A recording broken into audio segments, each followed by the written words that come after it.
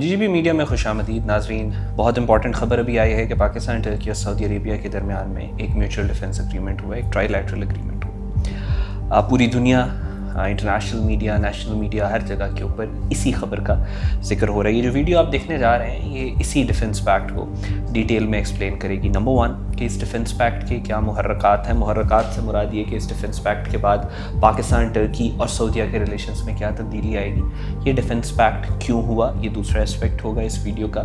और तीसरा ये कि इस डिफेंस पैक्ट के बाद मुस्लिम दुनिया किस तरीके से जो वर्ल्ड व्यू है उसका वो तब्दील होगा और क्या आने वाले दौर में और ममालिक इसमें शामिल होंगे या नहीं। नंबर 1। नंबर 2, इसराइल और इंडिया की तरफ से क्या एग्जैक्ट प्रोपेगेंडा होने वाला है इस पैक्ट के खिलाफ और उसके क्या पॉसिबल आंसर्स या काउंटर नैरेटिव उसका क्या है। और लास्टली क्या चीज़ ऐसी है जो तब्दील हुई है इस सारी इक्वेशन में कि एकदम से डिफेंस पैक्ट्स शुरू हो गए हैं, कि यूनिफिकेशन मुस्लिम दुनिया में देखने को मिल रही है। इन तमाम एस्पेक्ट्स के ऊपर ये वीडियो है।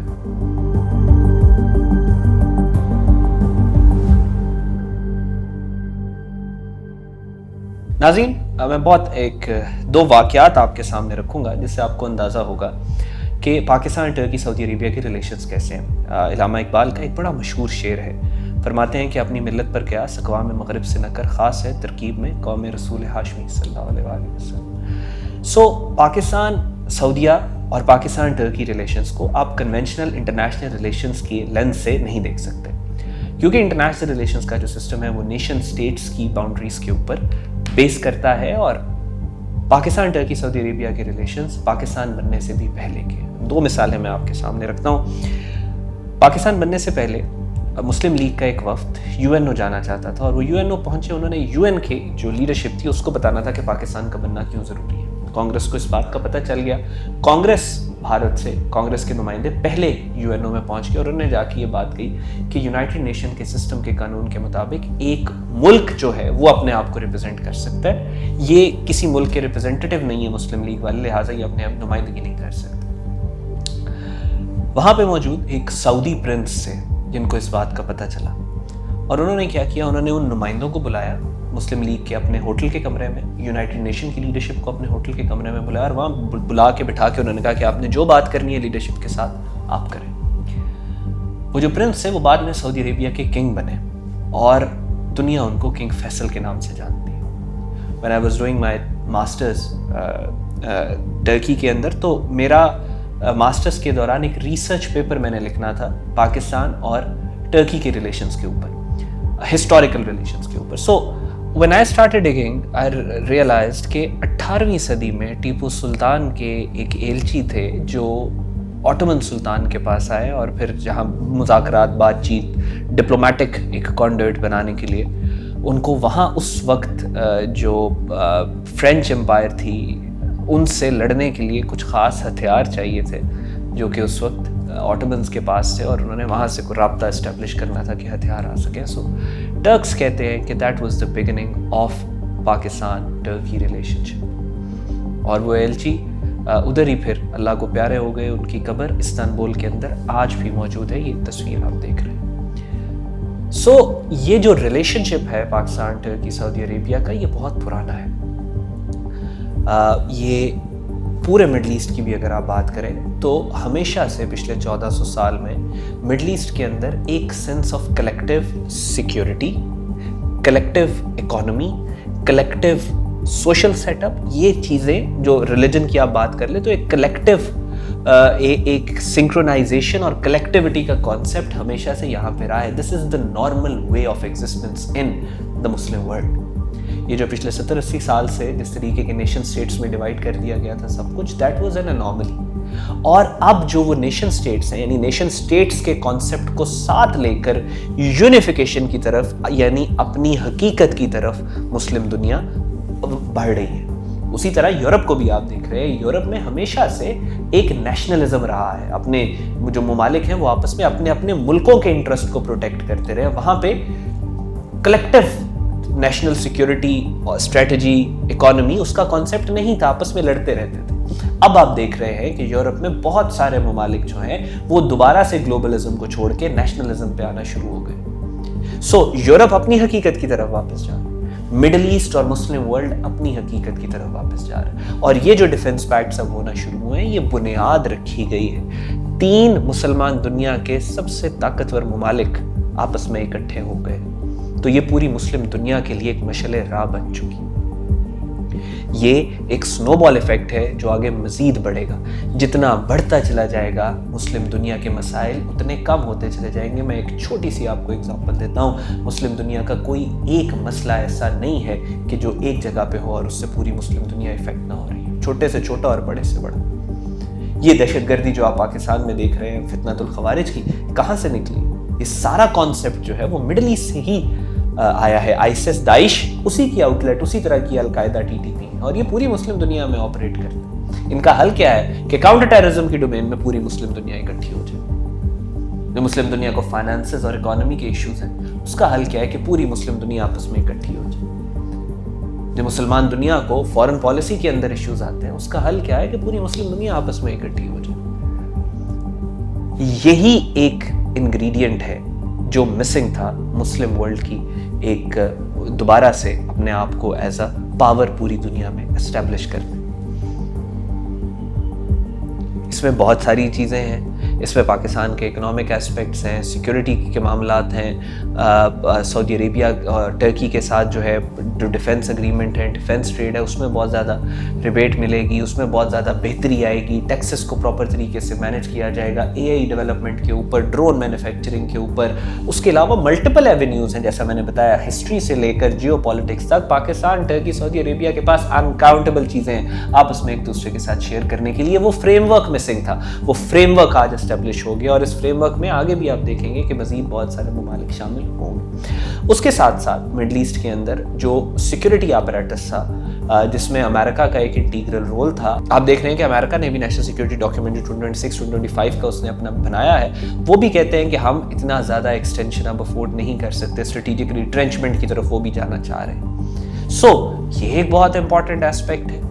अमेरिका की सिक्योरिटी गारंटी जाहिर है अगर निकलेंगी तो सिक्योरिटी वैक्यूम तो कहीं पे भी नहीं रहता। ब्रिटिश एम्पायर की निकली थी तो अमेरिकन ने आके दे दी थी, अब अमेरिकन की निकल रही हैं, तो पूरा मुस्लिम दुनिया आपस में एक दूसरे का एक इंडिजिनस सिक्योरिटी मॉडल लेके आ रहा है कि जिसमें हम ही डिसाइड करेंगे, मुस्लिम दुनिया डिसाइड करेगी कि हम अपनी सिक्योरिटी कैसे देखेंगे और हम आपस के ताल्लुकात को कैसे देखेंगे।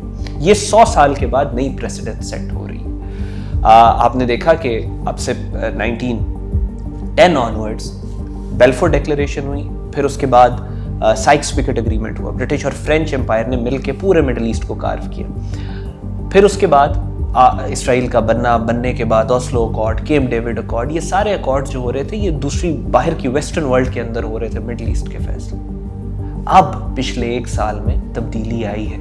100 साल के बाद इस्लामाबाद जो MOU साइन हुआ, पाकिस्तान के अंदर डिसाइड हुआ कि किस तरीके से, यानी उसमें मुस्लिम दुनिया, जो मुस्लिम वर्ल्ड है वो मीडिएटर था और उसने, पाकिस्तान ने प्रोटेक्ट किया पूरी मुस्लिम दुनिया का इंटरेस्ट। और हमने डिसाइड किया कि मिडिल ईस्ट के हालात कैसे होंगे, आगे किस तरफ जाएंगे। उसके बाद सऊदी अरेबिया के साथ डिफेंस एग्रीमेंट, फिर उसके बाद ये तीसरा ट्राइलैटरल एग्रीमेंट सऊदी और टर्की और पाकिस्तान के दरमियान में।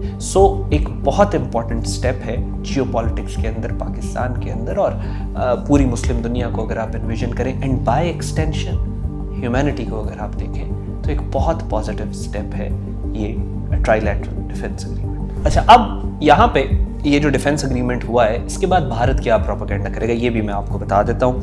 वो ये आएगा कि पाकिस्तान सऊदी अरेबिया और टर्की के साथ अगर डिफेंस पैक्ट कर रहा है तो इससे मिडिल ईस्ट का न्यूक्लियर एनवायरनमेंट डिस्टर्ब होगा, इम्बैलेंस क्रिएट होगा।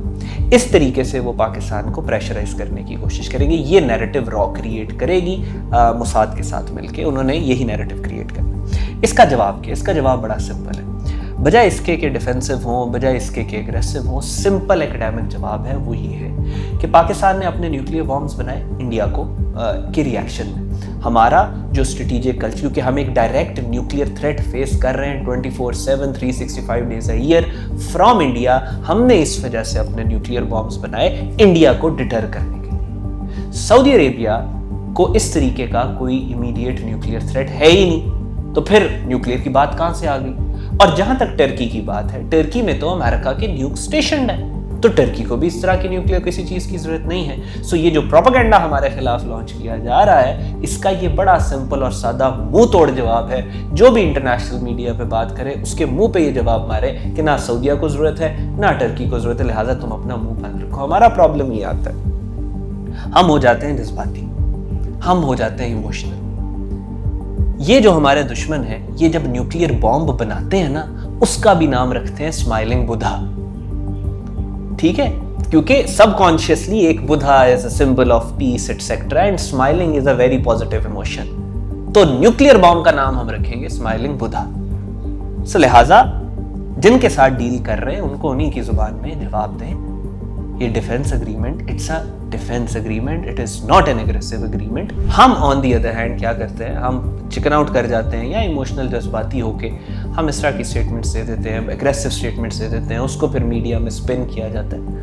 ہمیں بہت کیلیبریٹڈ طریقے سے بہت کیئرفلی اس چیز کو ڈیل کرنا ہے. پاکستان میں فارن پالیسی ڈسکورس بہت زیادہ بڑھ چکا ہے. فارن پالیسی کی انڈرسٹینڈنگ, دنیا کے مزاج کو سمجھنا بہت ضروری ہے. آپ اپنے حساب سے دنیا کو نہیں ڈھال سکتے, پاکستان کے کلچر کے مطابق آپ دنیا کو نہیں ڈھال سکتے. آپ نے دنیا کے مزاج کو سمجھ کے اپنی اسٹریٹجک تھنکنگ کو پریزرو کر کے ایک مڈل گراؤنڈ دنیا کو دینا ہے, تاکہ دنیا میں آپ کا جو ڈیفنس پیکٹ ہے اس میں جتنی ہارڈ پاور پاکستان نے دنیا میں پروجیکٹ کرنی تھی وہ ہو گئی. اب کام ہے اس ڈیفنس پیکٹ کے تھرو سافٹ پاور کو پروجیکٹ کرنے کا. یہ امریکہ, یورپ, یہ جب نیوکلیئر گارنٹیز ایک دوسرے کو دیتے ہیں تو اس کا نام رکھتے ہیں پیس, امن. ٹھیک ہے, اس کا نام رکھتے ہیں اسٹیبلٹی الائنس. تو لہٰذا آپ نے بھی اس کو پیس, امن اور اسٹیبلٹی ہی کہنا ہے, جو کہ یہ ہے بھی. ہمارا کاؤنٹر کیا ہوگا اس ڈیفنس پیکٹ کے تھرو, پوری مسلم دنیا کو کاؤنٹر ٹیررزم کے اوپر ہیلپ چاہیے, سپورٹ چاہیے. انٹیلیجنس شیئرنگ ہو سکتی ہے, ہمارے ملک میں دہشت گرد ہیں, آپ کے ملک میں اس کا سرگنا موجود ہے, آپ ہمیں وہ دے دیں, ہم آپ کو یہ دے دیں. یہ چیزیں ہوں گی, مسلم دنیا میں اسٹیبلٹی آئے گی. افغانستان جیسے جو ایک یہ 15 لوگ جو کابل میں بیٹھے مسلم امت کے دل میں بار بار چھرا گھونپتے چلے جا رہے ہیں, ان کو ڈیل ہینڈل کرنا ذرا آسان ہوگا. ان کو بٹھا کے آپ ان کا دماغ درست کر سکتے ہیں کہ تم کدھر جا رہے ہو. سو یہ ہے یہ ایک اسٹیبلٹی الائنس. جو اٹیک ہمارے اوپر ہو رہے ہیں, جو مسلم ورلڈ پہ ہو رہے ہیں, ان اٹیک سے اپنے آپ کو سیو رکھنا. کسی کے دل میں بھی اگر خیال آ رہا ہے کہ اس نے مسلم دنیا پہ اٹیکس کرنے, حملے کرنے, اس کو بھی پتا ہو کہ میں نے نہیں کرنا. کاسٹ آپ نے بڑھا دی ہے. پاکستان پہ حملہ کرنے کی, سعودیہ پہ کرنے کی, ٹرکی پہ حملہ کرنے کی کاسٹ آپ نے بڑھا دی ہے. Again, it's a defense pact. It is not an offensive alliance. It is not a war coalition. It's a defense pact.